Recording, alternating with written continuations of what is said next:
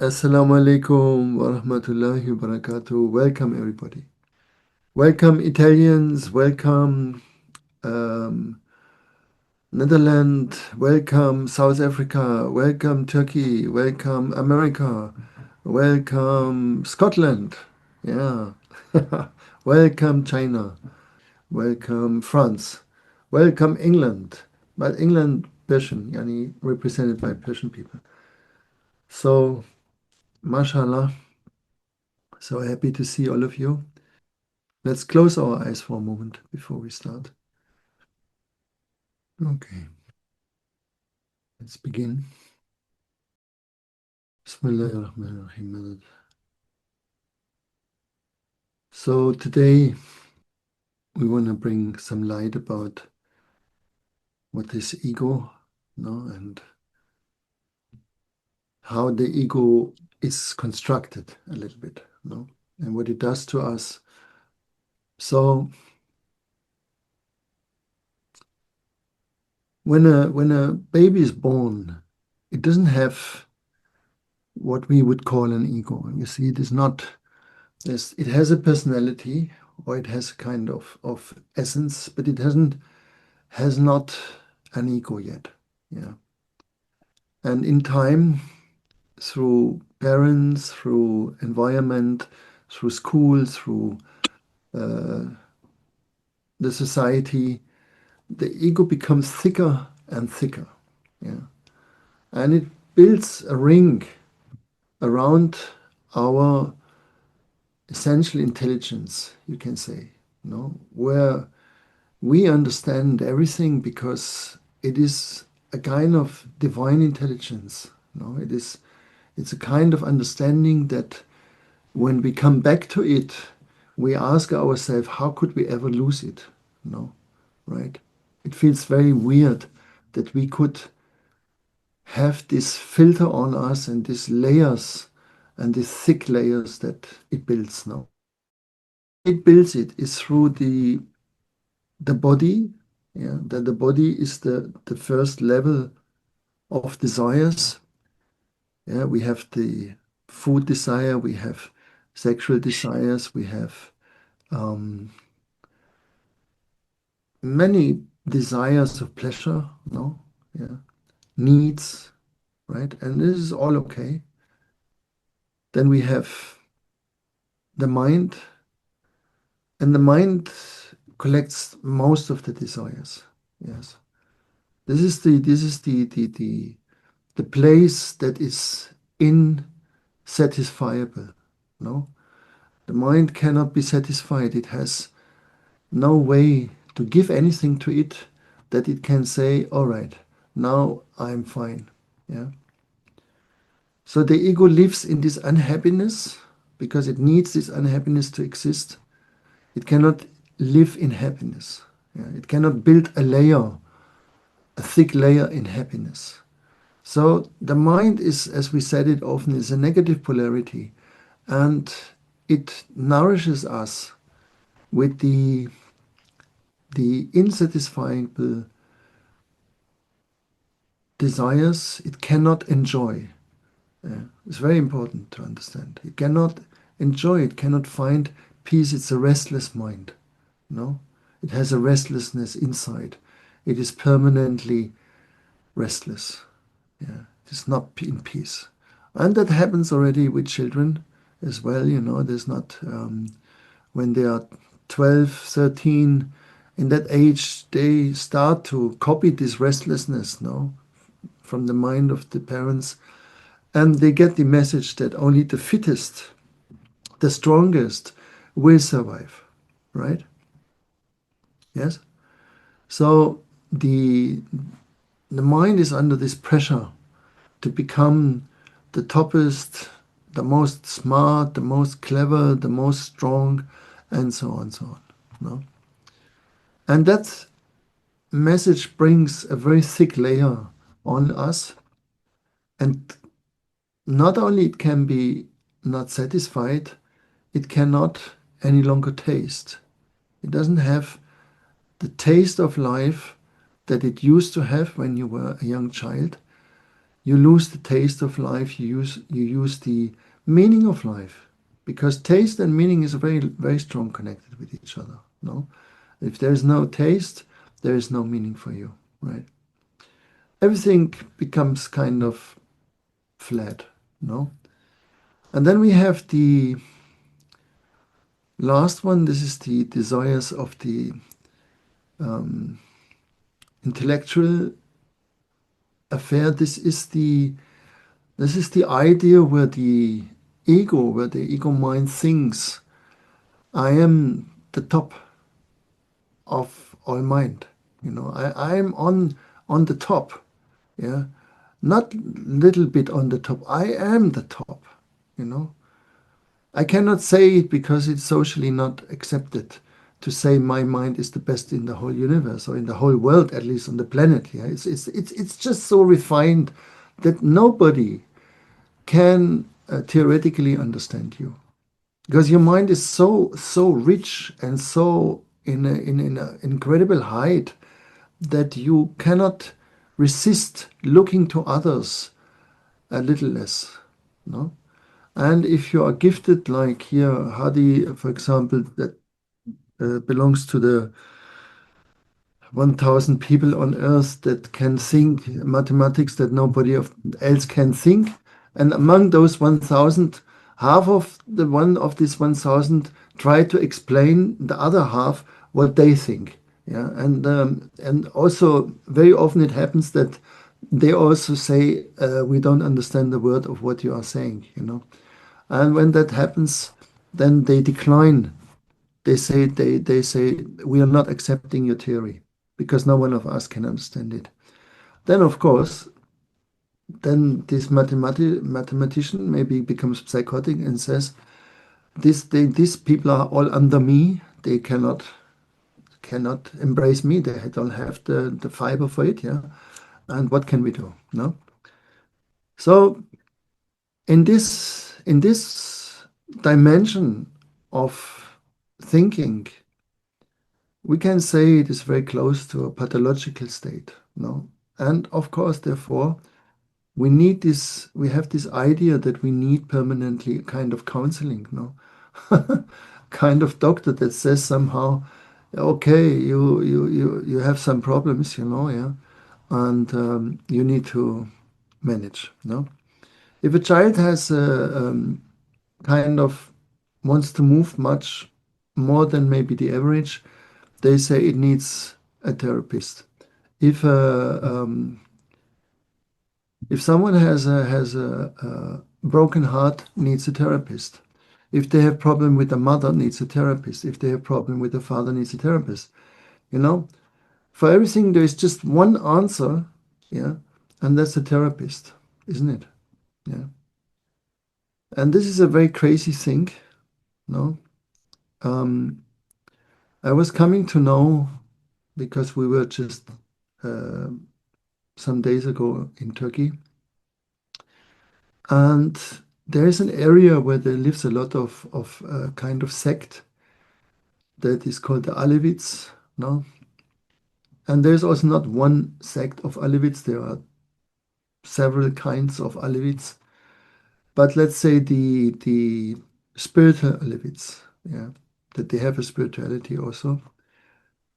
They have one thing that I really liked it. And they have no written um, scriptures or no written texts about their philosophies. It's all in the songs. They teach their children or their people through songs that they sing. And one thing they have, and this is called the muhasib, and the muhasib is a friend that you have to choose. Yeah. And this friend will be lifelong for you. And anything that you do, you have to consult or you have to tell this friend. No? Right? That's a friend that is not possible to separate from him, you know. You have to stay together lifelong. And he is your best friend, you can say, no? So you have someone that is with you and knows everything about you. And this is a very nice thing, no? Yeah, because Prophet ﷺ said, if I could have a friend in this world, I would choose Abu Bakr Siddiq as my friend, right? But in this level, when you come to a certain level of proximity with the divine, there can be no other friend. Yeah? You cannot have a friend there. Yeah? You cannot have somehow a relationship anymore in the same way that others can have. Yeah. When you come closer and closer, such a man will be never your man. Yeah. He will become a man of many. Yeah.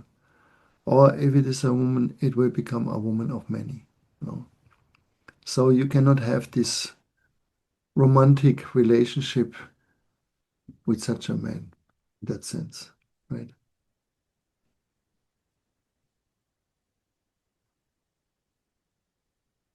So what is the remedies of the temptations, no, of the challenges in the mind and in the body and in our intellectual department. So the remedy for the body is easy to understand. We restrict the body periodically from food, sexual activities, speech, no, music. Yeah, we restrict those things from time to time. Fasting. We could call it fasting, right? Fasting is also uh, done on the mental level, no, on the mind level, and that would be that we, for example, resist buying things, no, not of course the necessities like food and clothes. Well, clothes can be also something that most people are too much, but let's say food, of course, you can buy, but nothing else, right? You do not buy anything that you not really, really need. No? And you keep these fasting periods on different levels. For example, let's say you fast maximum for 1 month, no, in our tradition. You can fast longer, but the usual will be 1 month. Or 1 day a week, or 2 days a week. That is up to you. And while fasting on consumption, on consuming, that you can extend much longer. No, you can say, I will not buy anything, anything except it is essentially important for me. I will not buy anything. Yeah. So no new watch, no new, what there are so many things, shoes or car, all these things you do not buy. Jewelry, no, and so on. And that will give you a very strong freedom, no, because the hidden religion, that we follow, or most people follow, is consuming, right? This is the hidden religion, no? And it's the most poisonous, it's the most dangerous one because it destroys our entire spaceship, no? So if you are somebody that knows from themselves, I have to buy regularly things for myself, otherwise I'm not happy, yeah, then that would be a good thing to start with, that you don't keep on, yeah, buying s- things that it's not absolutely necessary, right? And in very advanced societies, like for example, Pakistan, India, old China was also like this. People don't buy. You see, they live very, very simple. They honor the things that they have. They repair everything 1,000 times before it comes to the point where they really cannot use it any longer. No? I remember that I was a guest over many years in a rather poor Indian family. Not that poor, but not rich, not in a very good area or in a very good flat or something like this. And I saw, electric plugs, and then they had also these things with the mosquitoes, that you need in the summer, especially. And it looked like, it really, really needs a new one. No? It looks terrible. So I'm buying a new one, and I buy also a new plug and give it to them. And after 2 days, I realized that they don't use them. They don't replace these really old ones with the new ones. No. So finally, I asked them, what is the matter? Why you don't use the new one and you still keep the old one? And they just said, well, the old one functions. So we keep the new one as a reserve, and maybe for in 2 years or 1 year, when it doesn't function anymore, then we will use it. Yeah, right. And the aesthetic of this thing that looked really like really bad, it didn't matter. No. So this is a beautiful thing, you see. Yeah. They keep it, they repair it, and they honor it. And when you start to live with your things like this, your things become precious. You see, that's what will happen. Your things become precious to you, no?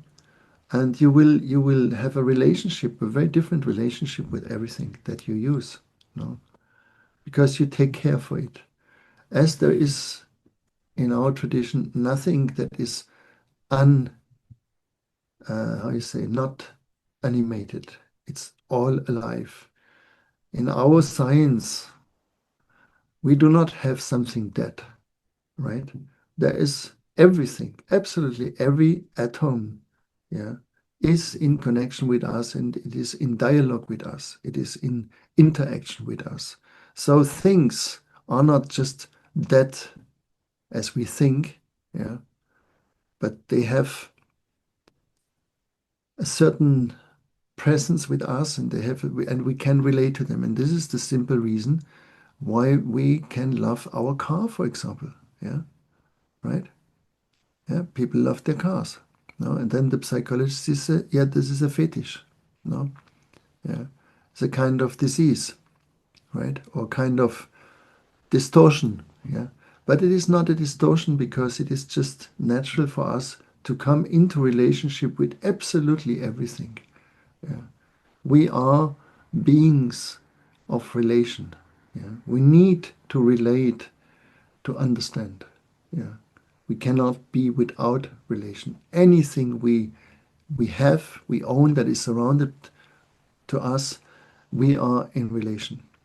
Some are more meaningful than others, right? But everything we are in relation.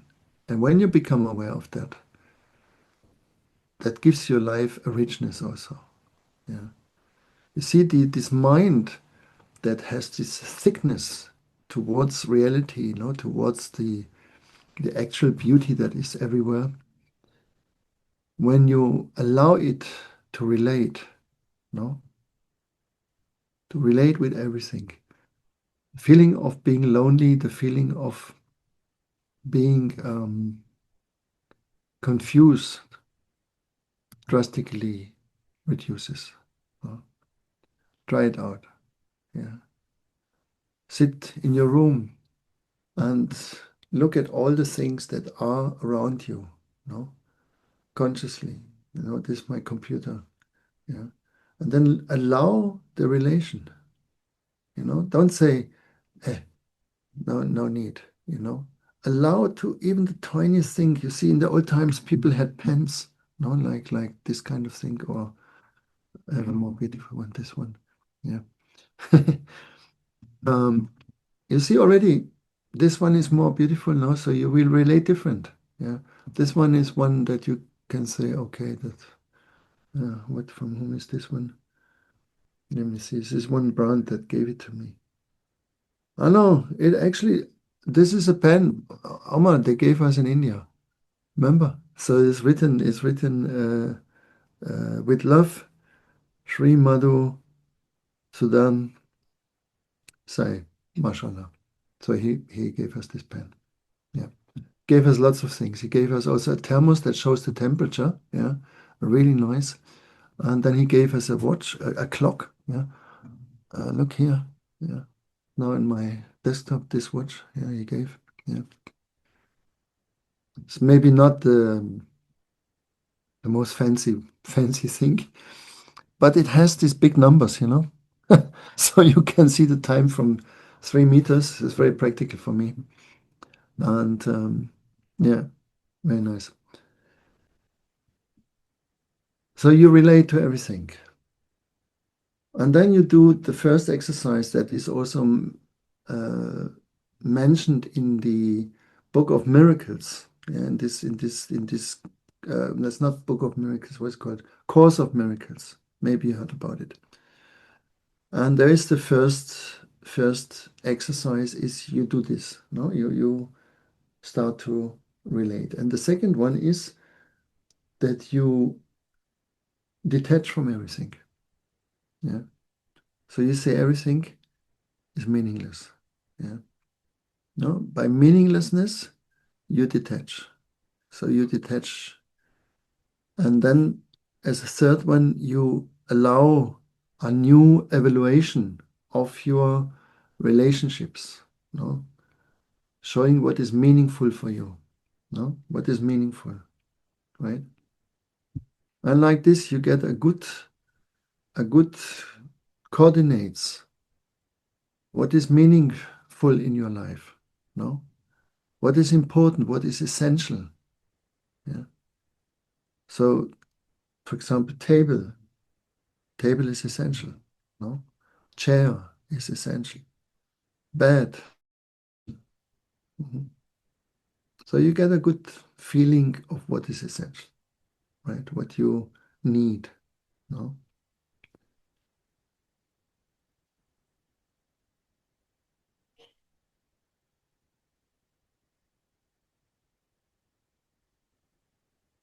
So intelligence is the other mind. No. And this other mind receives. This other mind is has not a faith, it doesn't believe in something, but it knows. It knows. Yeah. This mind knows. This is the mind that you know things intuitively, that you um, are receptive because you know also that you are given, no? And you will be given. And as a balance to that, you give.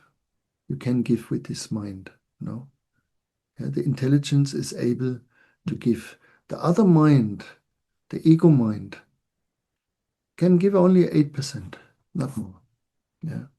So when you relate to some other in this mode, um, and you want more than that from each other, then you will create a conflict. No, then comes all kinds of conflicts, right?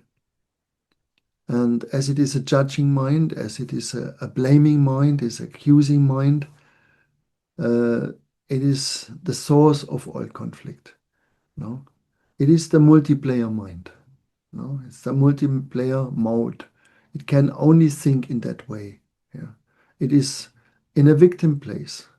It's a sabotage, a saboteur. Yeah, it sabotages you throughout your life, and so on and so on and so on. It's very angry. Yeah, very, very angry.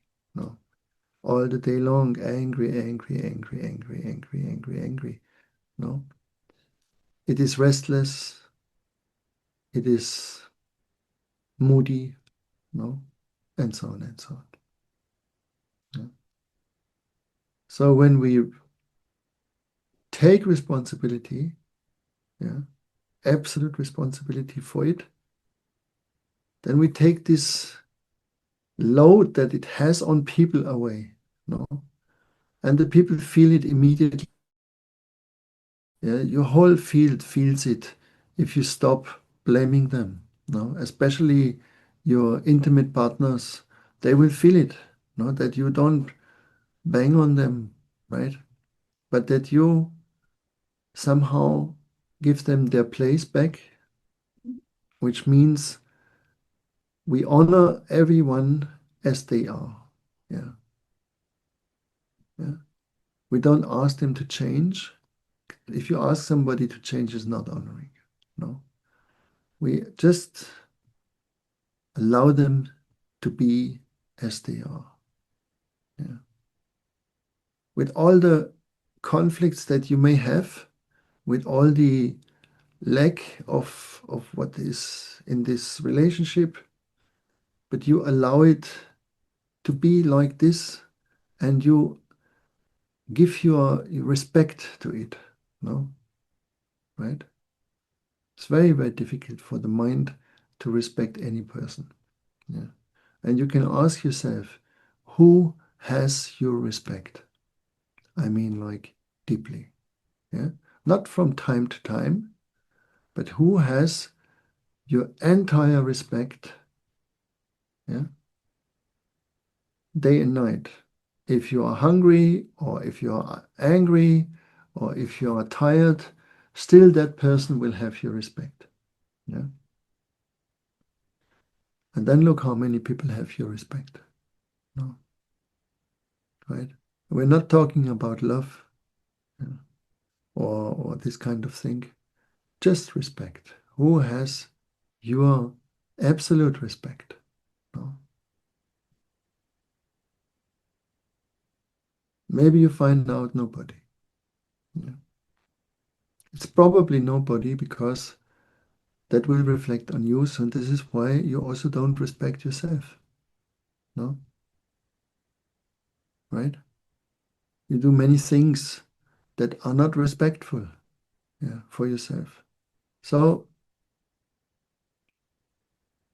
as it is easier first to give to the other than before we give to ourselves, no, and I don't mean by buying things, this is easy, but by, for example, emotionally um, allowing yourself just to be as you are now in this very moment, ego or not ego, it doesn't matter. You are just in this moment a being, no?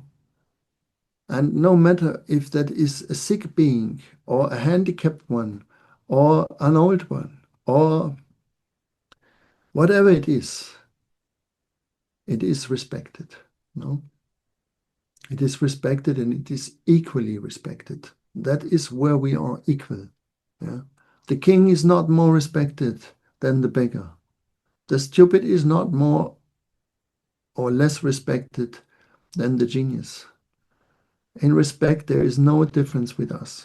There we are all equal. No, and that's why it says, and Allah honored Adam and his descendants, right?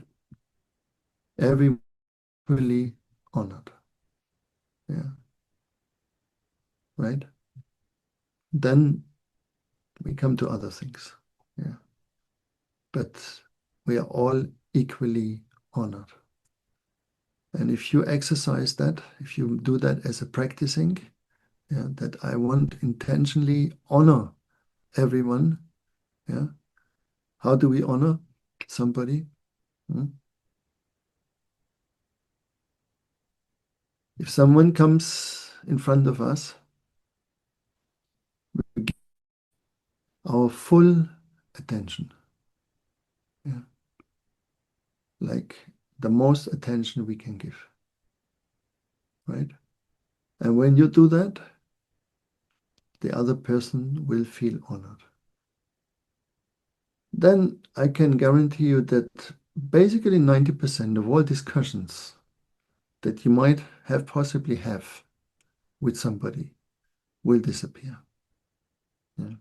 If someone feels I am honoring you absolutely Even you say something else, yeah, you have another view on something, that person most probably will accept it. Yeah. Because he or she feels utterly honored. No? There's no will of any manipulation, of any benefit that you might speculate, or of anything. No, you just honor the person, right? And in the new age, they haven't understood that very well, so they replaced it with what they call unconditional love. Of course, this is pure nonsense. No, yeah, we cannot love unconditionally. Then, if we do that, or if we try that, yeah, there is no relationships needed any longer. Yeah. Because unconditionally means it is a love that has no needs. No, it has no anything. It doesn't need anything. So if you don't need anything, you also don't need anybody anymore, right? It's very simple. No, if you're not in need of love from somebody, if you're not in need of caresses or appreciation or anything like this, there's no need to be in relationship in that sense. No. And this is why it says that the divine has no partner. Yeah. La ilaha illallah wahdahu la sharika lah. Yeah. And he is alone without partner. No? Right? And that's the reality that all of us, inshallah, one day will experience. No? For this reason, if you want to uh, reach the level of being able to have a good relationship, the first practicing is stay alone with yourself. Yeah. Stay alone with yourself and be happy with yourself. No? Right? Then you have a good chance that you can be also happy with somebody else. Right? So,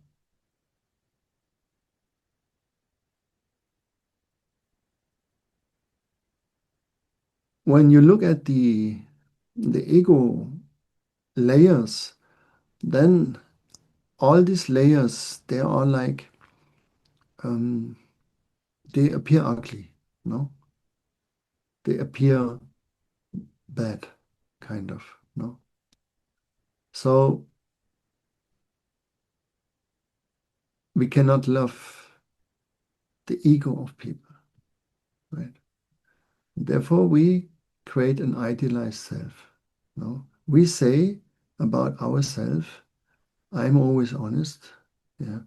I am a very correct person. I wish for everyone good. I want peace. I'm a generous person. I'm a trustworthy person. I'm not lying. Yeah, and so on and so on. Right? This is an idealized personality. And in reality, all of that, what we said, is true from time to time. Yeah. From time to time. And the opposite of it is also true from time to time. Because what you create, yeah, and look at it in the existence, what you create, as you create like a Khalifa would create, a Khalifatullah, yeah, the representative of the divine on earth, you create everything in pairs. No? Is conscious and the other is unconscious. So you create a consciousness and you create a subconsciousness. No? And in the shadow, all the demons can hide. No? So the cheater, the liar, the angry one, the jealous one, the hater, the revengeful one, um, the one that cannot listen to anyone, no, and so on and so on. All these are present there, and from time to time, you have to be there too. No, you understand that? Yeah. And how do we come out of that? Yeah. What is the medicine for that? Oh, thank you. They give me a heart. Who was this? Robert, Robert, one Robert gave me a heart. Good, thank you, Robert. I cannot do that, you know. I can only do it in my little box, yeah. It's not very cool to make it in your little box only. So the first thing is that we have this intention to know ourselves, no? And we know that when we discover a truth, yeah, when truth comes, it is against us, no? Yeah, and we accept that. Yeah. Because where fear lives, it is the blind spot of truth. Yeah, that is where you don't want to look at. And it is so hard that you don't want to look at, that you prefer to fear years and years and years before you have the courage to go there even for one moment. No? It can be so hard that some people did prefer to die before they're gonna look at this point. No? Yes? Because when you know, when you go there and you have the courage, let's say, to go to the next layer of fear, it will reveal something about you. No? And this is not something that you would like to see. Then comes the manipulator out. Then comes the one out that is not generous at all. No? But is a greedy one. Yeah. And so on and so on and so on. No? So very often when a person becomes so-called spiritual, yeah, becomes ugly. And therefore, you find the spiritual people and the political people, they are the most ugly groups, yeah. And the so-called normal people, yeah, that do not look for the divine or want to be the avatar or want to be having 1,000 lifetimes before or anything like this. They are not in that. No, they don't ask you what is your star sign. All these people, they appear very often as much better than yourself. Yeah. Yeah, the neighbor. I have a plumber here in my street, and he drinks his beer. Yeah, he reads this very bad magazines, you know, where you only have big pictures and this, you know, this kind of magazine. No? And in our country, it's called Bild Zeitung. Yeah, and and he probably never thinks about anything than just where's the next beer or where is the next work to do and this and that, no?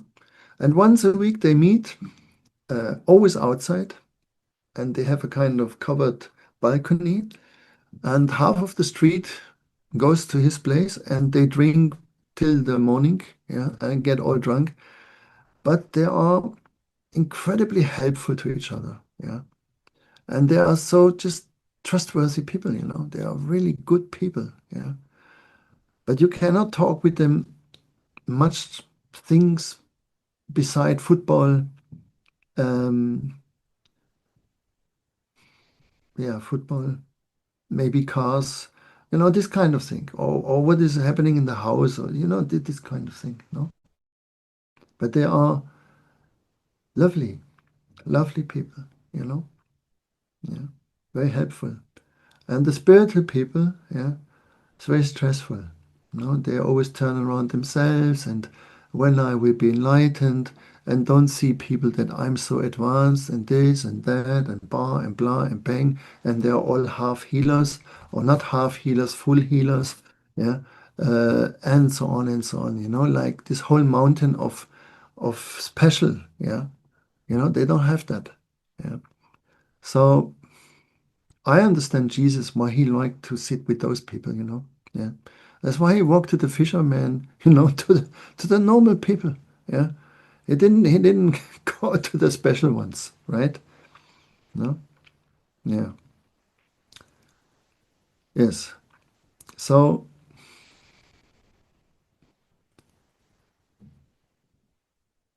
when you become so-called spiritual, you have to be ready to see your uglinesses. No? And this is the most difficult. Yeah, that's the most difficult. And the path of knowing yourself is hard. Very, very hard. No, very, very painful. And it's not for everyone. No. Yes. So we can play spirituality, yeah, and we can play politics also. We can play everything. We can play love. We can play anything. No. But being real in something is very, very hard, very difficult. Right? It's not for most of us. Yes. So one day you will ask yourself, do I want to become real? Yeah. Or I want to continue to play. Yeah. Because if you become real, if you want to make the work real, in our tradition we say you need exactly 40 days. Yeah. Some sheikhs were even saying 14 days is already enough. Yeah. There was one sheikh, he promised his murids, if you make 14 days, everything 24 hours, yeah, as you are supposed to do it, yeah, you will reach your highest destination. Yeah. Yes.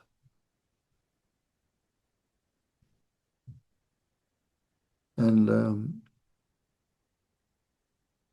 till you are not wanting it with all your being, no, there is always a little thing you wanna keep for yourself. No, you wanna say, oh, well, little play, little playing I have to have, little bit easy here I have to have, right? Yeah.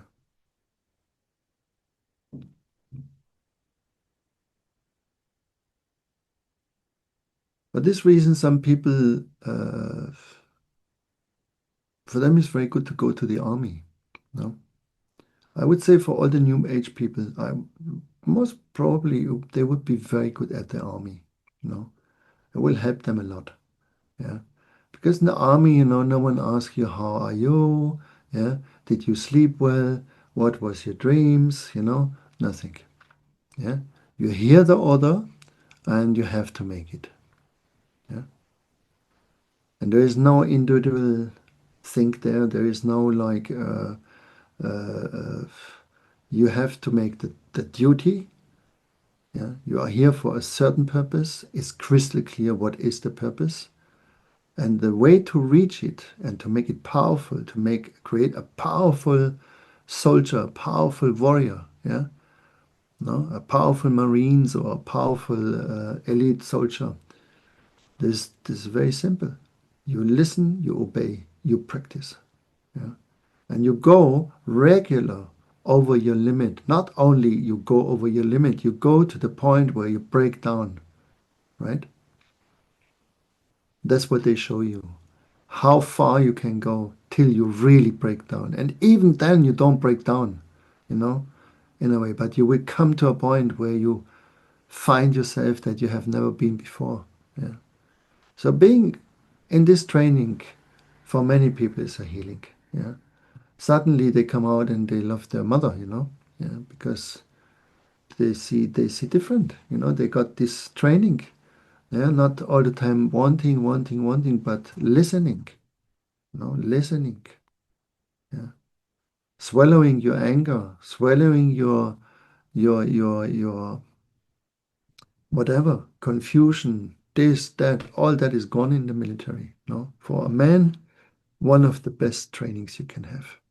Yeah. Yes. And you won't find the son of a king in the old times that wasn't trained to become a warrior, right? And when you go, for example, you have the idea you want to learn sitar, Indian instrument, or you want to learn tabla, or you want to learn trupat, or you want to learn any of the Indian instruments, and you have a traditional classic teacher, prepare yourself that he slaps you from time to time, yeah, if you don't make it good. No, yeah, that's the way they teach. Yeah, it's not like, oh, I understand you have not a good day, Papa. No, no, no, no. Yeah, you practice. If you don't practice, you don't need to come back again because they don't have their time to waste. Yeah, and if you don't are totally attend, no, then pum, yeah, and you will be attend again. No, right? So listening, very important. Here, look, today we have the daughter of Eva. Yeah, what was your name again? Tell me, sorry. I'm very bad in names. Hannah. Huh? Hannah. Hannah. Anne. Yeah, Anne, exactly. No, no, Okay. Hannah. Hannah. H. Okay. Hannah. Hannah. Okay. So Hannah, she's a little wonder child. Yeah, she's a top professional tennis player. Yeah, in her age, every weekend or what she has a tournament, and most of them she wins. Yeah, and on top of that, she is a flute player. What is it called? The flute that you play is has this Recorder. Mm, coda. Okay, yeah. the coda flute. Yeah, and also in that she won all kinds of prizes and this and that. No. And of course, becoming a professional tennis player or being a professional tennis player, even you are a child, you have to um, practice hours every day. Every day, you cannot say, oh, mama, today it rains or today it snows or today something comes in the TV I want to watch. If it's not the time, it's not the time. Yeah, right. And she has the joy to do that. Yeah, because the parents are the opposite of these helicopter parents that want to make their children to become a star or to become God knows what. Yeah, she one day she says to their parents, I want to play tennis, palm every day, from the morning to the evening if possible. Yeah, yeah, no. But sometimes she doesn't want to listen to the coach. So I said to her, on a certain point, you must listen to your coach also, unless you won every single match permanently through all the year. If that is the case, I would say go on, you know. But it's not exactly, yeah, that she is winning everyone. I said then maybe he can give you one step more if you listen. No? Yeah. She didn't like it, but what can we do? We have to say it. Yes, Anna. Yeah. Yeah, she's a very, mashallah, very bright mind, bright soul, very determined. And it's, and I like the way she thinks also. Yeah, has a great understanding already, yeah, with 12. No? But also Jesus went into the synagogue and was debating with the people there, right? And he was so good in the way he could debate that they were complaining about him to his parents, no? Right? So Hannah is a bit like this, huh? Well, yes, Hannah. MashaAllah. Yeah. She's very sweet also. Yes. Good. Is it clear so far what we are saying? Yeah. So there is the body that is relatively easy to manipulate and to bring it into a good shape, no? And to make the body to listen. It's not so difficult, right? The mind, the negative mind, is a very different patient, no? It's a very different thing. Very, very difficult to treat, no? But can happen. Yeah, you can change your mind. No, that is possible. You can change the way you think. you can change habits, you can change protocol. No?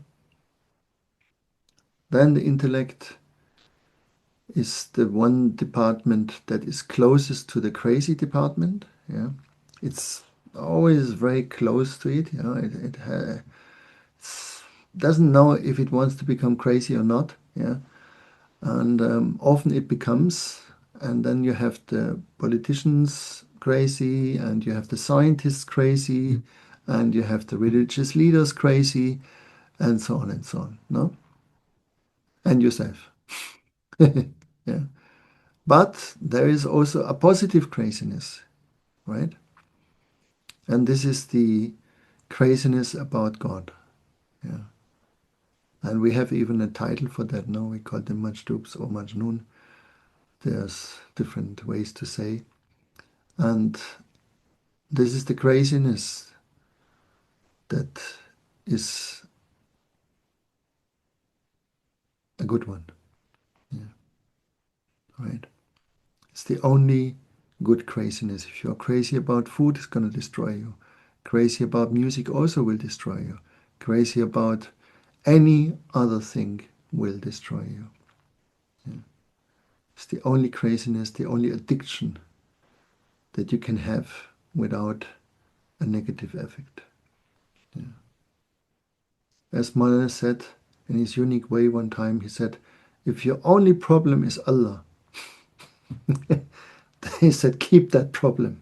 He said, yeah, then you keep that problem. All the other problems forget, but keep that problem. Oh, right? Yeah, mashallah. Good. Thank you so much for your patience. And I'm sending my special salams to Texas, yeah, to Juja, mashallah. We had the honor to meet his family for some days in Italy, and they came unbelievable. They just came to Italy for very short days, and then they flew back, and they were having no signs of any kind of jet lag or anything. They come just like out of the bathroom, fresh showered, You cannot believe it, yeah. And happy, happy, happy. Yeah, mashallah. Blessed people. Yes. So inshallah, we hope to see you again, to see you soon, inshallah. And now tomorrow we're going to India, and it's going to be a pilgrimage, right? And what do you do when you make a pilgrimage? Huh? Yeah, you pray.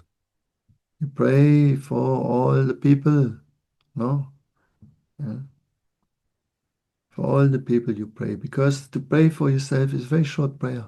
Have you ever tried? Huh? Yeah, maybe 20 seconds you can pray for yourself, maybe 30 seconds. But after that, you will have no words left. But for others, you can pray, pray, pray, pray. And this is like a muscle. Yeah. I call it the prayer muscle. No? And this is a muscle that you have to bring it in existence. And when you start to train it, no? Yeah, that you make it your habit to pray, right? And you can pray permanently if you want. You can pray for every person that comes and passes by you, for example. No? You can do that if you want. No? You can pray for every bird that flies in the sky, for every flower that you pass. You can pray and pray and pray and pray. No? And if you train this muscle of prayers, yeah, that is like the pill, the magic pill that you can give to yourself. Yeah. This is like you feed yourself with divine nectar. No? So try it out. Yeah, it's free. Costs nothing. I'm not asking anything for it also. Except your prayers. And that's it. Yeah. So that's what we're gonna do, because it says when you pray at those places, your prayers will be accepted. No? This is the reason why we go there. Because they are like a channel that is open. Yeah. And we pray in their presence. No, this is like you go to the Shaykh and say, oh, Maulana, make dua for me, and he makes dua, and inshallah the dua is accepted. No? So that's what we're going to do there. And so happy times coming. Yeah. As Johanna says, yes, pray for us, Shaykh, please. Yes, Johanna, that's exactly what we will do. Yeah. We will pray for you and for all people here. Right? Yes. All the best to you, and thank you for your time, for your patience, and see you soon then. Yeah. Assalamu alaikum wa rahmatullahi wa barakatuh.